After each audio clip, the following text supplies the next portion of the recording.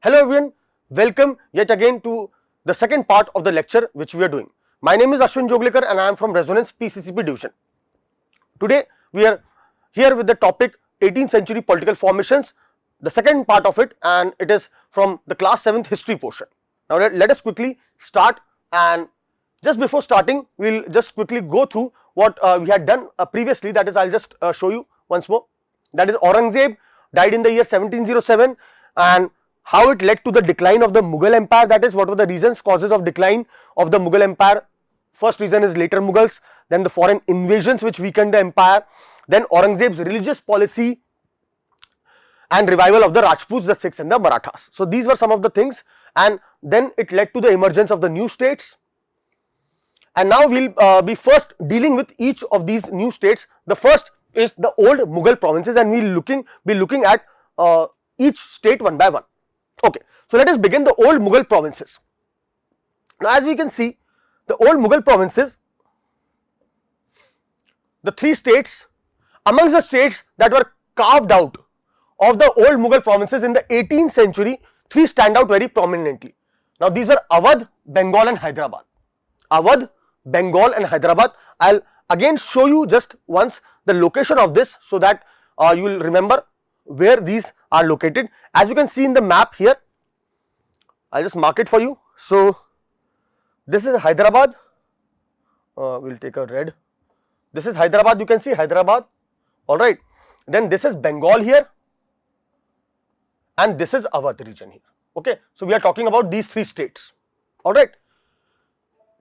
Now moving further again back to our topic, okay.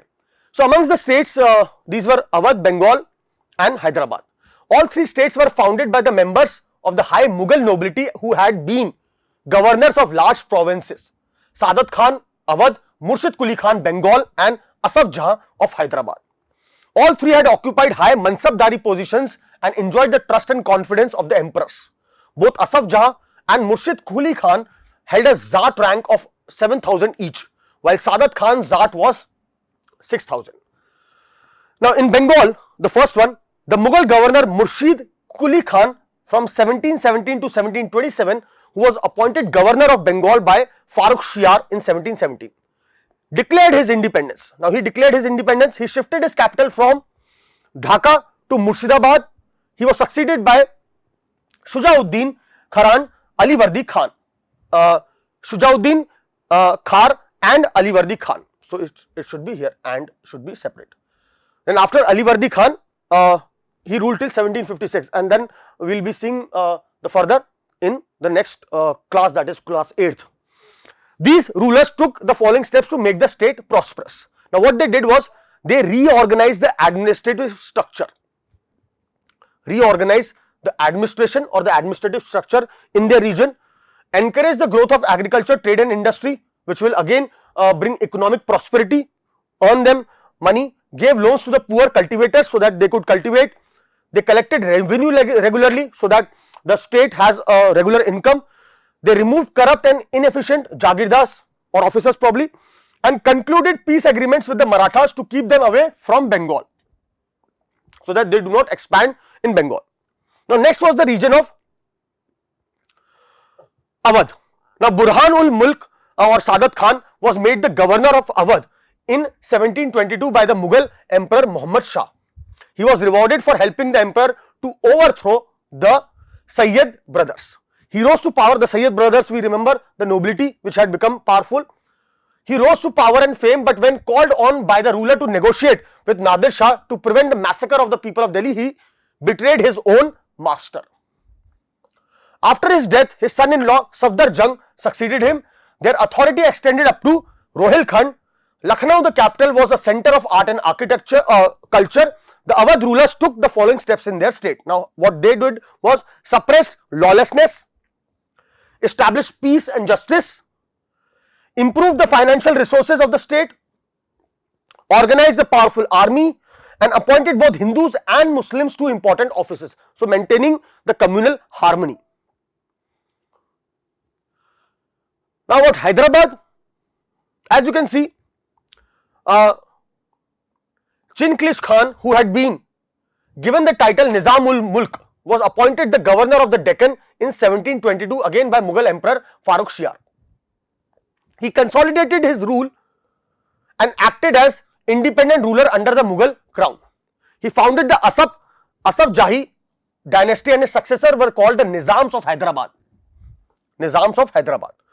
He had also been appointed the Wazir by Muhammad Shah, who trusted him with the task of reforming the administration. However, he returned to the Deccan later on from Delhi and consolidated his hold over there. So, he was not interested in the positions in Delhi. He returned to Deccan and he consolidated his position there.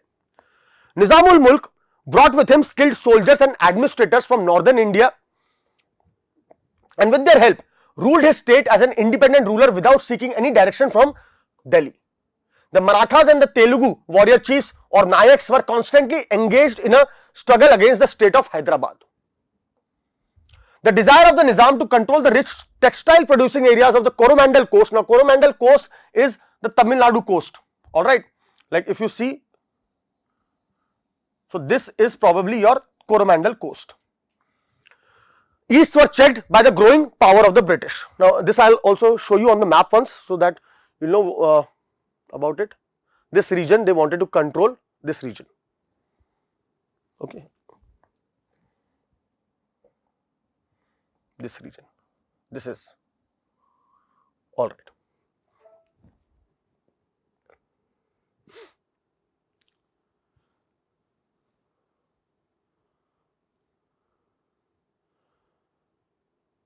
Okay, then moving on to Mysore. Hyder Ali established an independent kingdom of Mysore by usurping power from the Wadiyar brothers, who were the earlier rulers. He won battles against the Nizam of Hyderabad, the Marathas as well as the English. He died in the second Anglo-Mysore war and he and his son Tipu Sultan were able administrators and generals. Tipu Sultan, also referred to as the Tiger of Mysore. Tipu Sultan was called the Tiger of Mysore on account of his bravery. Tipu undertook various steps to strengthen his empire, like encouraging trade and industry, and he was very close to the French people as well and applying Western methods in warfare. He also introduced a new series of weights and measurements, calendar and coinage, and employed both Hindus as well as Muslims in his administration. And he died in 1799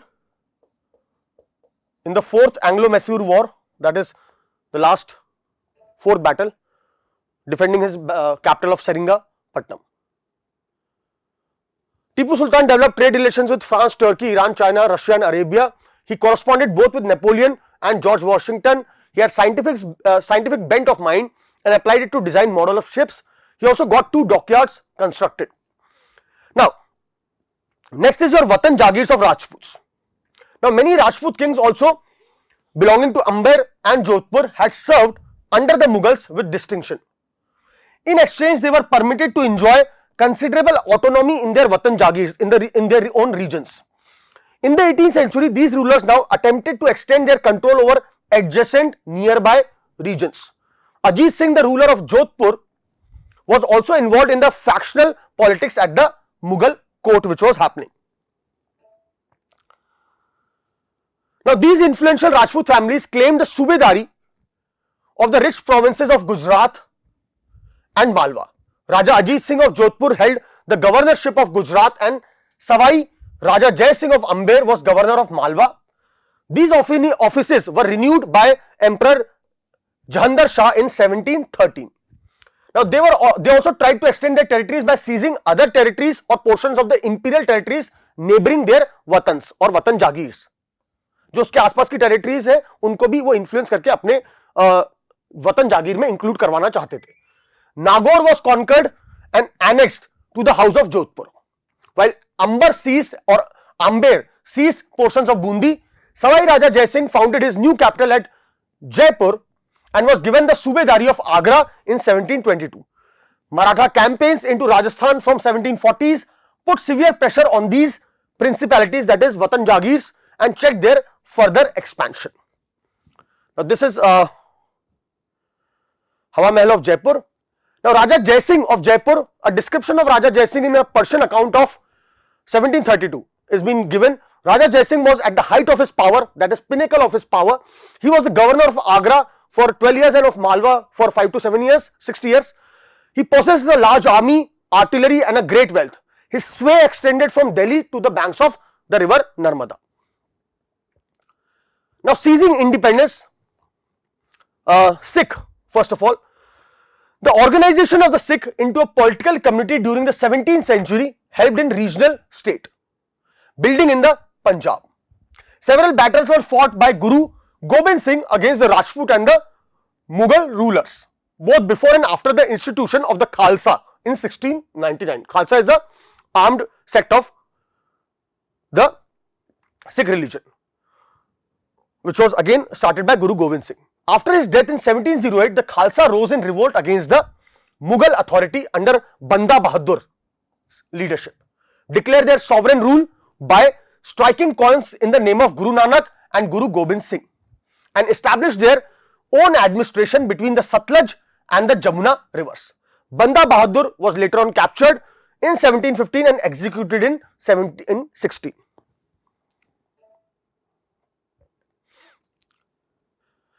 Now, under a number of able leaders in the 18th century, the Sikh organized themselves into a number of bands called Jathas, and later on which were known as missals. Their combined forces were known as the Grand Army, that is the Dal Khalsa. The entire body used to meet at Amritsar at the time of Baisakhi and Diwali to take collective decisions known as resolutions of the Guru or Gurumat. A system called Rakhi was introduced, offering protection to cultivators on payment of a tax of 20% of the produce. Guru Gobind Singh had inspired the Khalsa with the belief that their destiny was to rule, that is Raj Karega Khalsa. Their well-knit organization enabled them to put a successful resistance to the Mughal governors first and then to Ahmad Shah Abdali, who had seized the rich province of the Punjab and the Sarkar of Sirhind from the Mughals. The Khalsa declared their sovereign rule by striking their own coin again in 1765. So, this is how they are slowly trying to capture the region around Punjab and build their own empire there. Significantly, this coin bore the same inscriptions as the one on the orders issued by the Khalsa in the time of Banda Bahadur. Now, later on, the Sikh territories in the late 18th century extended from Indus River to Jamuna, but they were divided under different rulers. One of them, Maharaja Ranjit Singh, again reunited these groups and established his capital at Lahore in 1799. Now, the 10 Gurus, Guru Nanak, Angad, Guru Amardas, Guru Ramdas, Arjan Dev, Guru Har Gobind, Guru Har Rai, Guru Har Kishan, Guru Tegh Bahadur and Guru Gobind Singh. The 5 Ks of Sikh religion are the Kesh, that is your hair, Kangha, Kara, Kirpan and Kacha. So, these are the 5 Ks which are being followed by the people of Sikh religion. Now, next is your Marathas. Marathas were again becoming a prominent power in the Deccan region. The Maratha kingdom was another powerful regional kingdom to arise out of a sustained opposition to Mughal rule. Shivaji carved out a stable kingdom with the support of powerful warrior families, Deshmukhs. Group of high nobles or mobile peasants, pastoralists, Kunbis provided the backbone of the Maratha army. Shivaji used these forces to challenge the Mughals in the peninsula region. After Shivaji's death, effective power in the Maratha state was wielded by a family of Chitpavan Brahmans who served as Shivaji's successor or Peshwas. Pune became the capital of the Maratha kingdom. Now, under the Peshwa, the Marathas developed a very successful military organization. Their successes lay in bypassing the fortified area of the Mughals, by raiding cities and by engaging Mughal armies in areas where the supply lines and reinforcement could be easily disturbed or cut off. Now, between 1720 and 1761, the Maratha Empire expanded, that is between 1720 and 1761. It gradually chipped away the authority of the Mughal Empire, that is taking away from the Mughal Empire the authority. Then Malwa and Gujarat were seized from the Mughals by 1720s. By 1730s, the Maratha king was recognized as the overlord of the entire Deccan Peninsula. He possessed the right to levy, chauth and sardesh mukhi in the entire region. Now these are the form of taxes.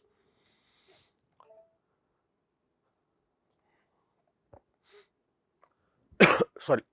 So after raiding Delhi in 1737, the frontiers, sorry, okay. So after raiding Delhi in 1737, the frontiers of Maratha domination expanded rapidly into Rajasthan and the Punjab in the north. So now they are moving northwards into Bengal, Odisha in the east, and into Karnataka and Tamil also in the south. These were not formally included in the Maratha Empire, but were made to pay tribute as a way of accepting their sovereignty, Maratha sovereignty, that they are supreme. Expansion brought enormous resources, but it came at a price. These military campaigns also made other rulers hostile towards the Marathas. So now even they were in a bitter sense of war or enmity towards the Marathas. That is what they started building up.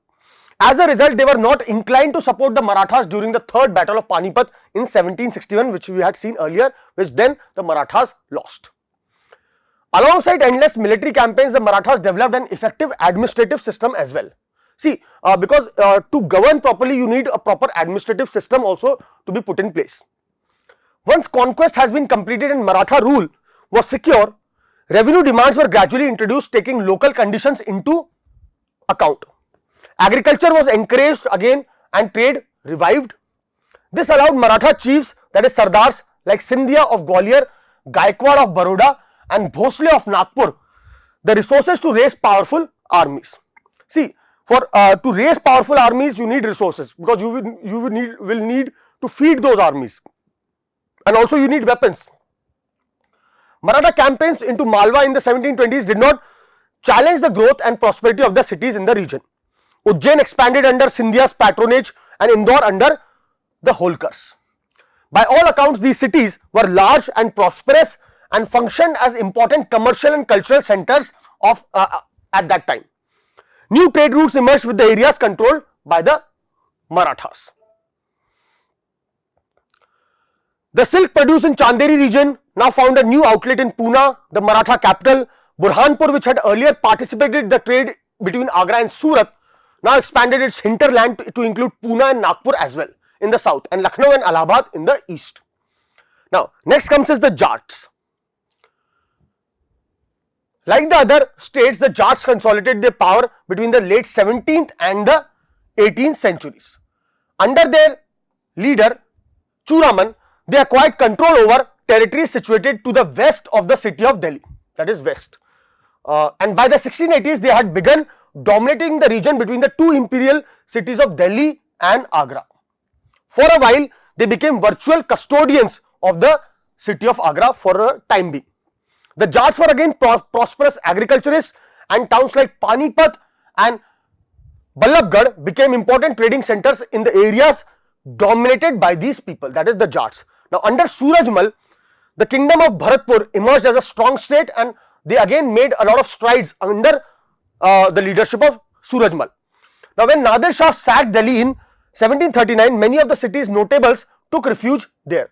His son then Jawahir Shah had 30,000 troops of his own and hired another 20,000 Marathas and 15,000 Sikh troops to fight the Mughals. While the Bharatpur was built in a fairly traditional style at Dig, the Jats built an elaborate garden palace combining styles seen at Amber and Agra. Its buildings were modelled on architectural forms first associated with royalty under Shah Jahan, the Mughal emperor. Now, this brings us to the end of the chapter, and we will just be looking at the keywords here. Now, Jizya means a tax which was imposed on non-Muslims. Succession, that is who will take over the throne or who will be the rightful successor. Wars between the two or more individuals to become a successor to take over the throne, that is who will become the king. Faujdari, that is related to military affairs. Diwani, land revenue. Watan Jagir, a gift of land which is given away to the Rajput for their services, which was given and managed by them then later on. Astronomical instruments which are used to study the movement of planets and other heavenly bodies.